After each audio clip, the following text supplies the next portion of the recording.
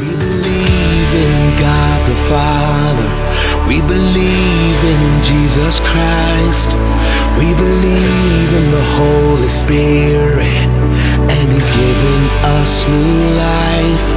We believe in the crucifixion. We believe that He conquered death. We believe in the resurrection. I've got it in how pray on the inside. And listen, hallelujah. Thank you, Jesus. Glory to your name. I've got it in how pray. Now on the inside.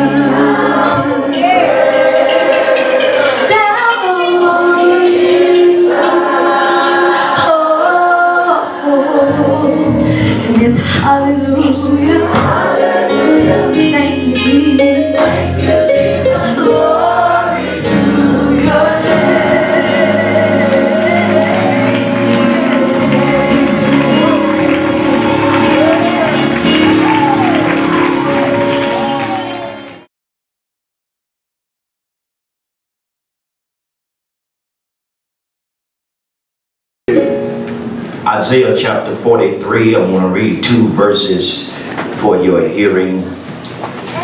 Isaiah chapter 43, I want to read 2 verses for your hearing, and that is verse 18 and 19. I want to say first that I am humbled to be here for such a service of this magnitude, to celebrate not only with the Marsalis Avenue Baptist Church, but my friend and my brother, my mentor, that in the person Pastor Dr. Terry White. Amen. Glad to see you, Sister White. I want to say I feel totally inadequate to hang around giants. Marsalis Avenue, I share with you on today, and I say it without reservation. Your pastor is a giant, locally, nationally, and now internationally. He is doing a great work, and I am humbled just to be in his presence. And every time I get a chance to talk to him and text him, and he responds, amen, he helps me a great deal. How many of you know that we can't do nothing by ourselves? You might not need nobody today, but tomorrow is coming. And you're going to need somebody. I can truly say he is my friend, and I'm going to just be honest with you, that you mess with my friend, you mess with me. Amen. Just like that about, how many of y'all like that about your friends? I'm not talking about somebody that's with you every now and then. I'm talking about somebody that is there, that is praying for you, that is encouraging you along the way. Well, let me do what I'm assigned to do, to the preachers that are here, and to the music minister. Didn't they do a fabulous job? Fabulous job. Amen. Here where you find these words in the book of Isaiah, chapter 43. I'm reading from the Christian Standard Bible. And it says, do not remember the past events. Pay no attention to the things of old. Look, I am about to do something new. Even now it is coming. Do you not see it? Look at somebody and say, do you not see it? Indeed, I will make a way in the wilderness, rivers in the desert. I want to talk about, as you continue to build a legacy here, the Marsalis Church, I want to talk about moving forward.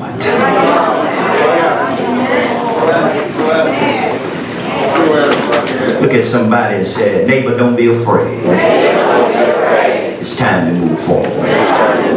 Come on, look at somebody on the other side and look them in the eyes. If you can't look at them, that means you can't trust them. If you can't trust them, you better get from bound. Say, neighbor, don't you be afraid. It's time to move forward.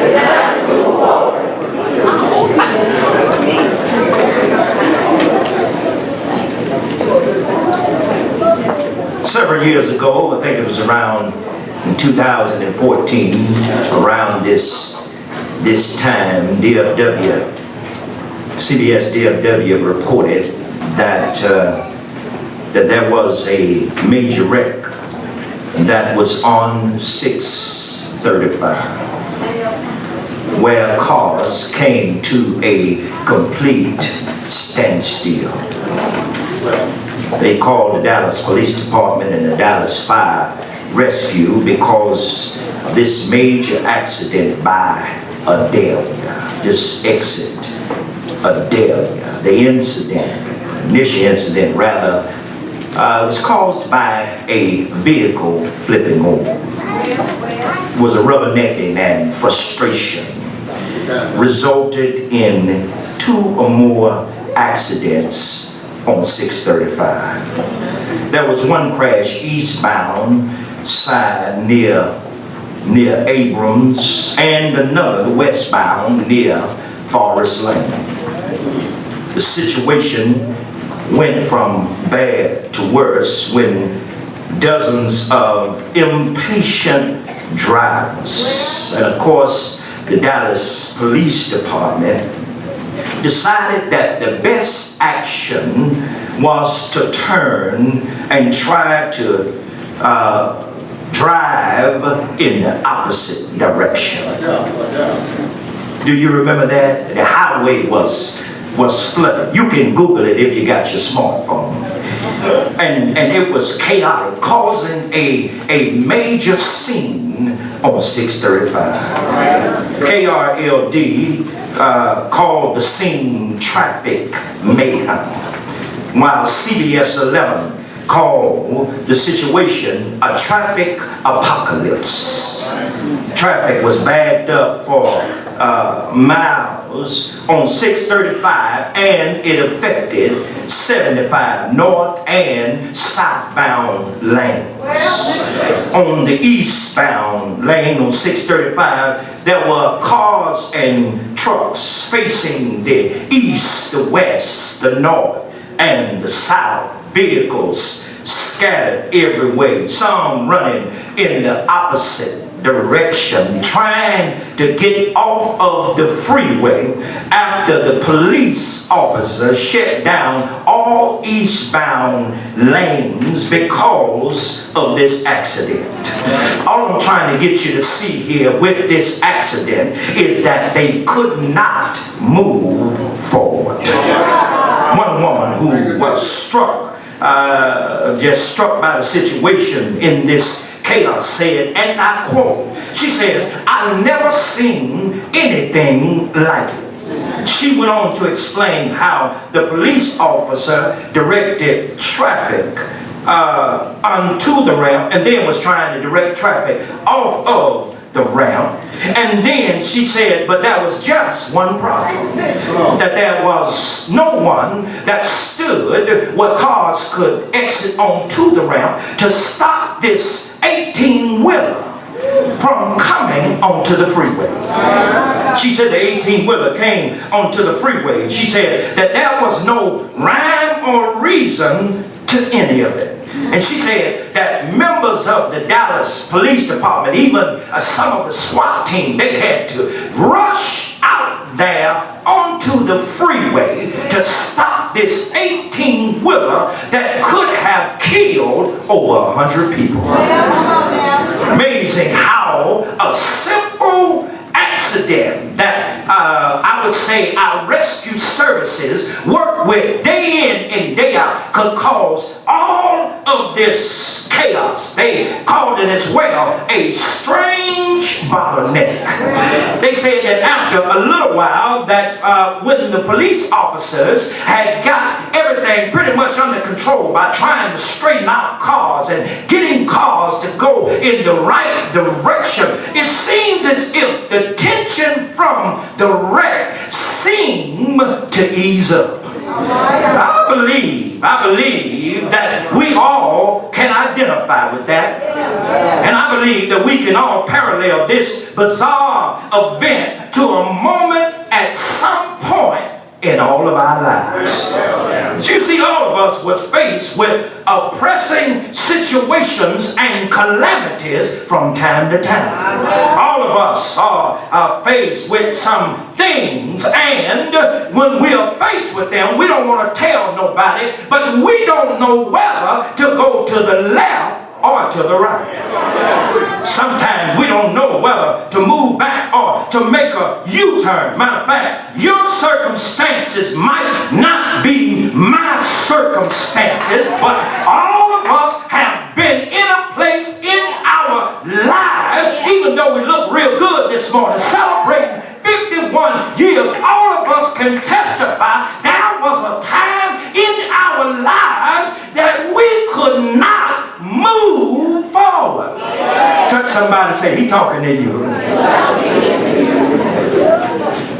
After the pain, you got to move forward. After you've been hurt, you got to move forward. After After the mediocrity, you got to move forward. After the frustration, you have to move forward. After underachieving, you have to move forward. After the disappointment, you have to move forward. After being misunderstood, you have to move forward. All I'm saying to you today, Marsalis Avenue, even after 51 years and 20 years of pastoring, Pastor White, we must move forward. Saints, despite of all our dilemmas, we all must move forward. Did you not know when Adam and Eve ate that forbidden fruit from the tree and they disobeyed God? In Genesis 3, they still had to move forward.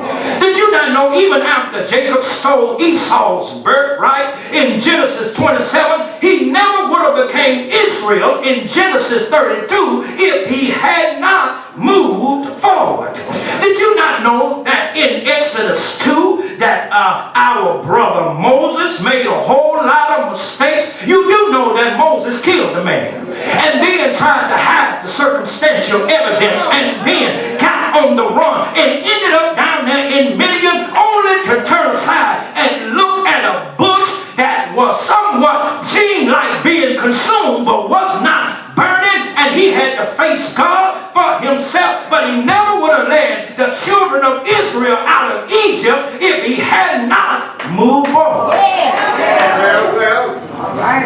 Well, what about Joshua then? Joshua chapter 1 verse 2, when God tells him that Moses, my servant, is dead. But then he tells him, Joshua chapter 1 verse 6, to be strong and of good courage.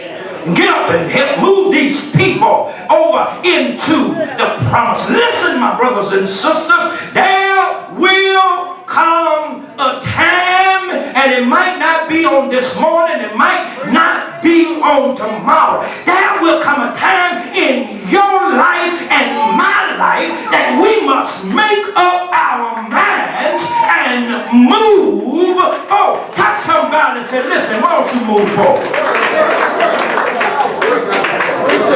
Why don't you move forward? You see, many of us, we're holding on to the past.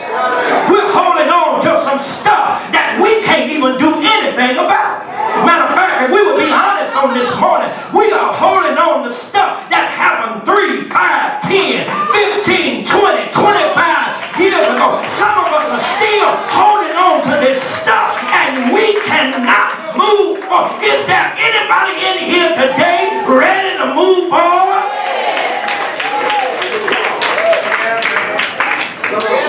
You got to move forward. Can we say that together? Sound good, don't somebody say, neighbor, let's move forward. That's where Isaiah was in his life, wasn't it? His name means Jehovah saves. It illustrates time and time again how God felt about his chosen people, Israel. God raised up this prophet in a dark time in Israel's history. And Israel had been delivered from captivity, found themselves in a state of rebellion. Becoming more specific, my brothers and sisters, God declared that he would judge the Babylonians because they oppressed his chosen people. He promised to make a way in the desert and guide and sustain Israel as they traveled back from Babylonian captivity. One would expect Israel to respond with gratitude rather, but instead Israel did not. Hear me well, he imposed a heavy burden on her, but ironically they had burdened God with their sins. Though the Lord was eager to forgive, did you not know that the people were not willing to repent? Friends, we need to move forward and not allow our past mistakes to hinder us. Listen, you might have lost your job from an injustice or due to layoff, but you still got to move forward. Your decisions might not have been as solid as they should have been in the past. Okay, repent, make good decisions now, and move forward. You were not a good manager of your time. Okay? Repent, start working at being a better manager of your time and move forward. You may have failed at some things over and over and over again, but it's time for you to get up and brush yourself off and keep pressing toward the mark of the high call that's in Christ Jesus. Why? Because you have got to move forward. You probably didn't appreciate that all the Lord had done for you. Okay, repent. Now start appreciating what the Lord has left and say, this is the day that the Lord has made, and I will rejoice and be glad. And is there anybody in here today that don't mind making up their mind and say, come hell or high water, I'm going to move forward? Touch somebody, say move forward. Listen, my brothers and sisters, moving forward is hard work. It's tiresome work. It's challenging work. Am I right about it? And this is the only way you're going to achieve your goals, your dreams, and your aspiration is that you move forward. Can you say move forward? Move forward. Listen, you got to have some guts to move forward.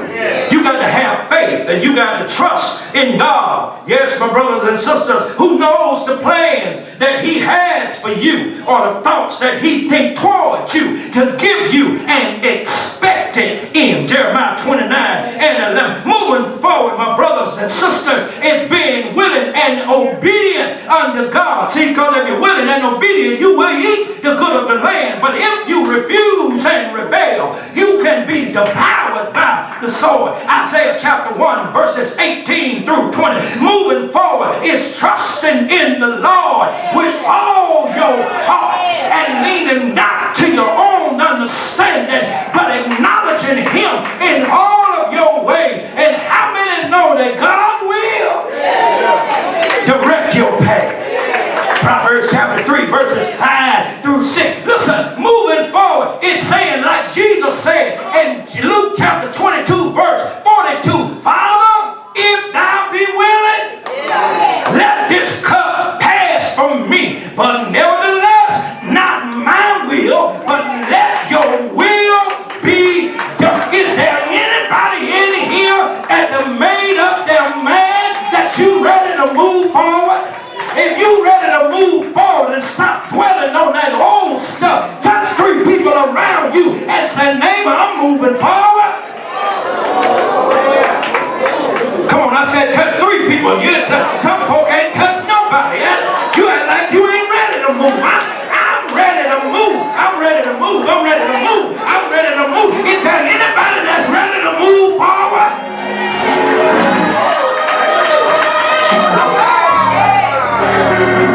But I hear some of you.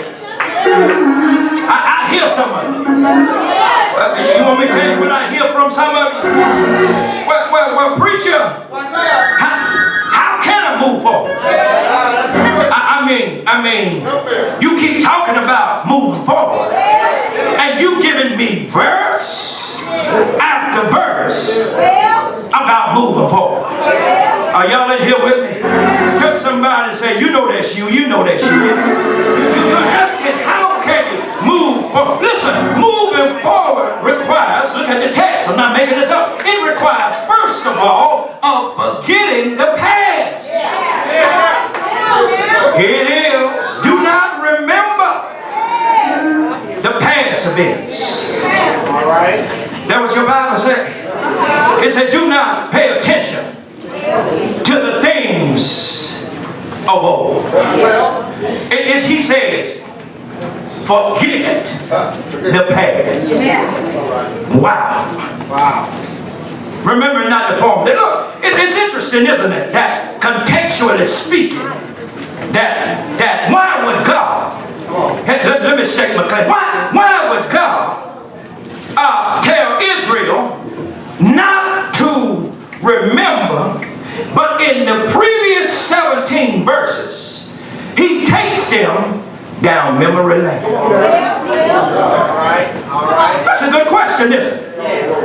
While we or at the end of chapter 42, God refers to Israel as being stubborn or refusing to have a good attitude. Come on, let's be honest here today. Some of us can't move forward because sometimes we have an attitude problem. Y'all gonna be mad with me. Come on, let's just be honest. You know our attitude wasn't right.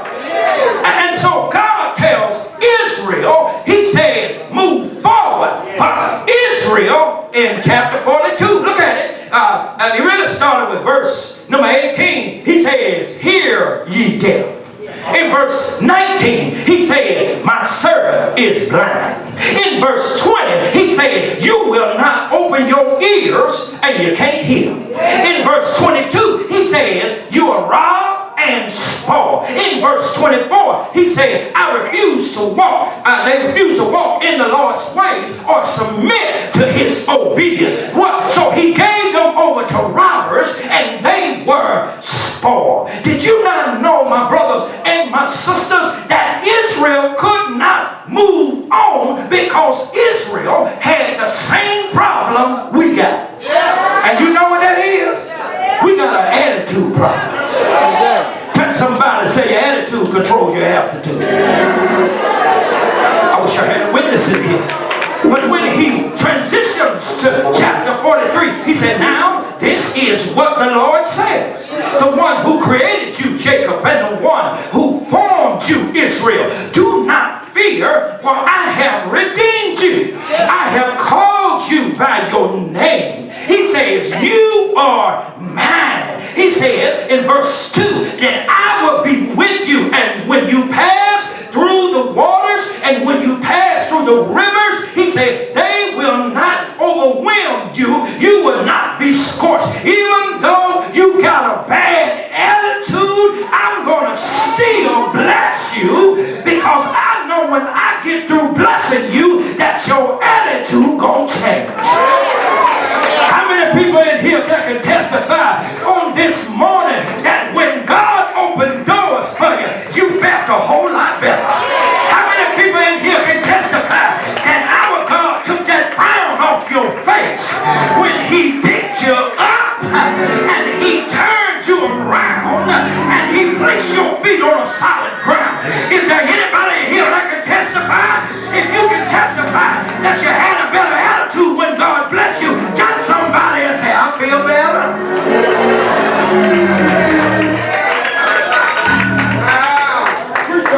But he says, remember not,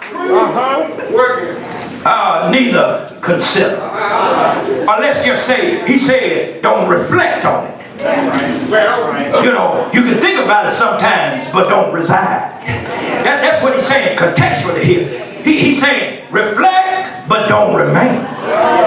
He says that, listen, I'm going to bless you if you just move forward. Come on. You know, move forward from the former things. The old things. The disappointing things. Moving forward from the former hurts. The old hurts. And the disappointing hurts. He tells them to move forward from the old shortcomings. I wish I had a witness in here. The former shortcomings. Or the disappointing or you know those shortcomings that you thought you was delivered from. But some kind of way you got pulled back a little. Anybody here know what I'm talking about?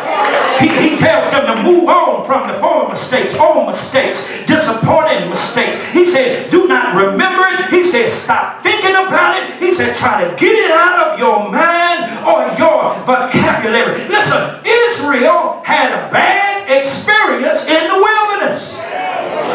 You know they were there 40 years, right? Well, they had a bad experience in Babylonian captivity. Am I right about it? You know they were there 70 years, right? They had bad commitment experiences. And come on, let's just be honest in here. We're just like Israel. There was a time that we weren't committed to nothing. Some of us ain't saying nothing because we ain't committed now.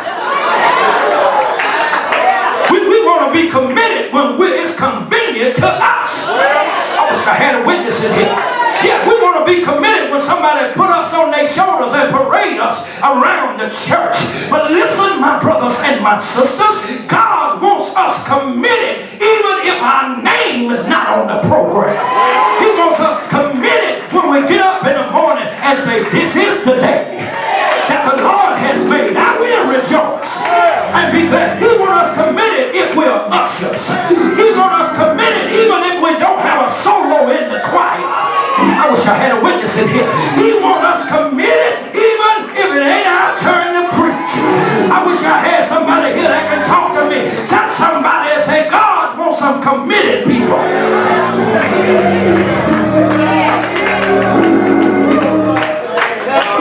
Oh yeah. Israel had a commitment problem. Are y'all in here with me? I got happy. Lord, help me deal with this. Y'all done got me happy. I done listened to all those songs. And I done listened to how y'all done lifted y'all's hands. Have I got a witness in here? I know y'all work with me in here. Just give me a couple more minutes. All I'm saying is that you got to let go of the past. Therefore, if any man be in Christ, you're a new creature. That old stuff has passed away, and behold, all things. I wish I had a witness in here. I touch somebody and say, I ain't who I used to be. No. I'm not who I used to be. I might not be who I want to be, but I ain't who I used to be. I wish I had a witness in here. Because if you was who you used to be, just like if I was who I used to be, you know we would cuss up a storm. I wish I had a witness, and now we tell people in the name of Jesus. I wish I had a witness in here. Is there anybody here know what I'm talking about? How many can testify that the Lord has not only brought you from a mighty long way, but He brought you all the way? How many can say all the way? Why? Because you let go of the past and you're looking to the future. Have I got a witness in here? Moving forward requires that you forget the former things. Have I got a witness? But then moving forward, yes, requires that you accept new things. Look at verse number 19. Look, I'm about to do a new thing. God says I'm about to do a new thing.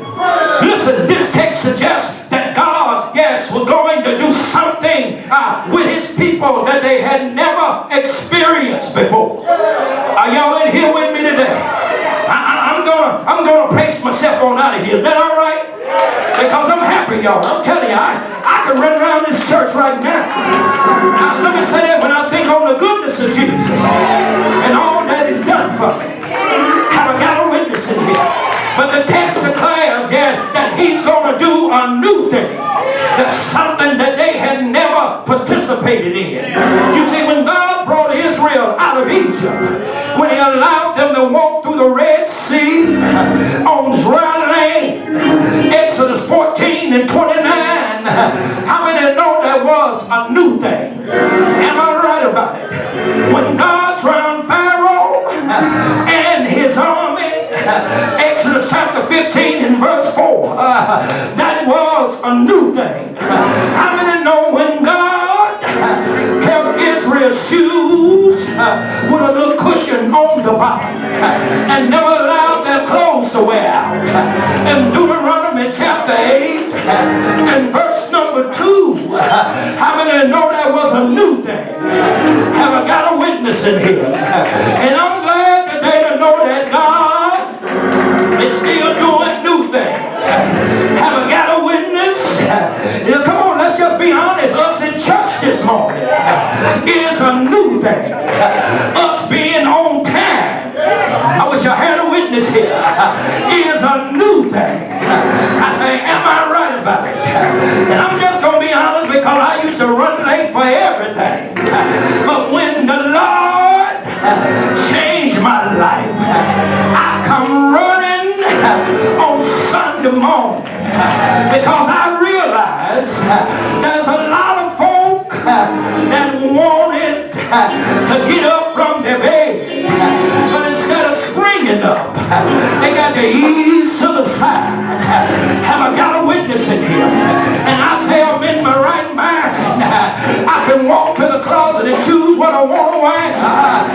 say that's a new thing because I haven't always had what I have right now.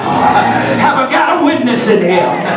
Touch somebody, say, neighbor, you know God done a new thing.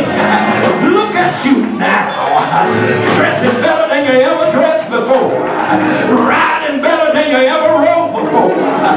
You didn't have to scrape up no change to get you some gas so that you could get here. I say, am I right about it?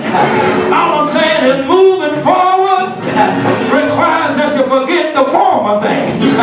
Moving forward requires that you embrace new things. Have I got a witness in here? But moving forward requires that we believe God can do anything. I say, am I right about it? The text says, don't remember the things of the past. Don't remember the old stuff. Come on, tell that old stuff. You're gone. I'm new. God got plans for me. I say, am I right about it? But the text also declares that believe that God can do anything. How many know he can do anything? The Bible says that he'll make rivers in the desert. Have I got a witness in here? The text says that I will make a way in the wilderness and rivers in the desert. It says that the wild animals and the jackals and the ostriches, they will honor me because I provide water in the wilderness. All I'm saying to you today, Marsalis Avenue, that 51 years you can testify that God has provided. 51 years you can testify that the Lord has made a way. Can you say it? I'm glad that God still provides. How many know he provides? Your education didn't get you where you are. Your resume didn't get you where you are. How you look didn't get you where you are. It was all because of God's grace that shielded you. God's grace sustained you. God's grace made you look more attractive in the interview. I say, am I right about it? All I'm saying to you, God will help you to move forward. And when you move forward, you have a new opportunity. When you move forward, you have a new identity. When you move forward, you have a new focus. When you move forward, you have a new goal and you have a new mission. I say, am I right about it? But I'm glad that God gave me power to move forward. And I'm out of here now. Touch somebody, say,